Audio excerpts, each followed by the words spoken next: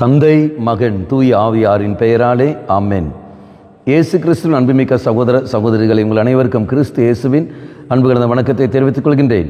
இன்று நற்செய்தி பாகமானது லூக்கா நற்செய்தி 5ஆம் அதிகாரம் 33 முதல் 39 வரை உள்ள திருவாக்கியங்கள். குறிப்பாக 33வது வாக்கியம்.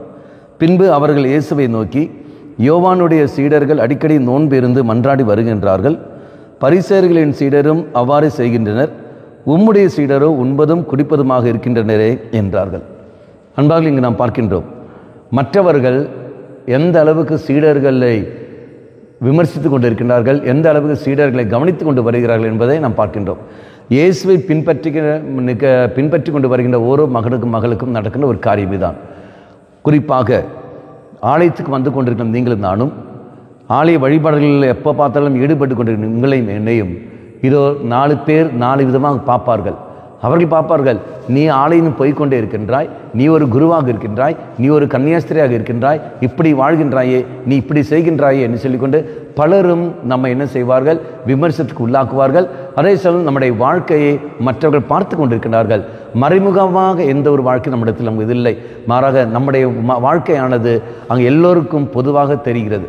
அப்போ எந்த அளவுக்கு நாம் நேர்மையான ஒரு வாழ்க்கை நாம் வாழ்கின்றோமோ அந்த அளவுக்கு தெய்வம் அங்கு மகிமைப்படுவார். சீடர்கள் அங்கு உண்பதும் குடிப்பதுமாக இருக்கிறார்கள் என்றால் அந்த உண்பதும் குடிப்பதும் மற்றவர்கள் கண்டு கொண்டிருக்கின்றார்கள். அப்போ அவர்கள் மறைவாக என்ன செய்தாலும் சரி, அது மற்றவர்களுக்கு அதை கண்டுபிடித்து விடுகிறார்கள். அதே மாதிரித்தான் ஆலயக்காரர்கள் ஈடுபடுகிற நீங்களும் நானும், ஆலயத்தின் வந்து கொண்டிருக்கிற நீங்களும் நானும் இருமேல் நம்பிக்கை வைத்து வாழ்கின்ற நம்மை ஒவ்வொருவரையும் இதோ மற்றவர்கள் விமர்சிப்பார்கள். நம்முடைய குடும்பத்தில் இருக்கிறவர்கள் பார்ப்பார்கள், நம்முடைய சொந்த பந்தங்கள் உற்றார் உறவினர்கள் பார்ப்பார்கள், நம்முடைய நண்பர்கள் பார்ப்பார்கள், இதோ அந்த பொதுமக்கள் நம்முடைய திருச்சபையில் இருக்கிறவர்கள் பார்ப்பார்கள். இவர்கள் நாம் வாழ்கின்ற வாழ்க்கை உண்மையான வாழ்க்கையா, போலியான வாழ்க்கையா, நேர்மையான வாழ்க்கையா, நம்முடைய பேச்சும் செயல்பாடும் ஒன்றாக இருக்கிறதா, அல்லது பேச்சும் செயல்பாடும் ரெண்டும் வெவ்வேறாக இருக்கிறதா என்பதெல்லாம் அவர்கள் அலசி பார்ப்பார்கள். அலசி பார்த்து அதுக்கேற்றபடி விமர்சனம் செய்து கொண்டிருப்பார்கள். அன்பார்ந்தவர்களே, நாம் நேர்மையோடு இருக்க வேண்டும். நம்முடைய பேச்சும் செயல்பாடும் ஒன்றாக இருந்தால் மட்டுமே தான் நாம் என்ன பேசுகிறோமோ என்ன செய்கிறோமோ அதுக்கு மதிப்பு கிடைக்கும். அது மட்டும் இல்லாமல் தெய்வம் அங்கு மகிமைப்படுவார். இல்லை என்றால் நம்முடைய தெய்வத்தை நாமே அங்கு அசிங்கப்படுத்துமாறு போய்விடும். இறைவனில் மன்றாடுவோம், தெய்வமே, என்னுடைய பேச்சும் செயல்பாடும் ஒரே மாதிரி இருப்பதற்கு நீ தாமே கிருபை புரிந்துள்ளோம். நல்ல ஒரு சாட்சியான ஒரு வாழ்க்கை நான் வாழ்வதற்கு கிருபை தாரும் ஆண்டவரை சொல்லிக்கொண்டு இறைவனில் மன்றாடுவோம். கண்களை மூடிக்கொள்ளுங்கள்.